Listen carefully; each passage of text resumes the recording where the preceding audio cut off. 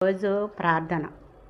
అత్యున్నత సింహాసనముపైన ఆసీనుడవైన మా దేవ, కెరూబుల శరాపులతో పరిశుద్ధుడు పరిశుద్ధుడు పరిశుద్ధుడని గాన ప్రతిగానములతో పరలోక దూతల సమూహముతో పొగడబడుచున్న మా దేవ, మీకు స్తోత్రములయ్యా. ఆకాశముని సింహాసనము, భూమిని పాదపీఠము నాయన, నీ పాదాల చెంత చేరి నాయన ఈ నూతన సంవత్సరంలో 7వ నెలలో ఈ రోజు వరకు కాచి కాపాడిన దేవా, మీకు స్తోత్రములు.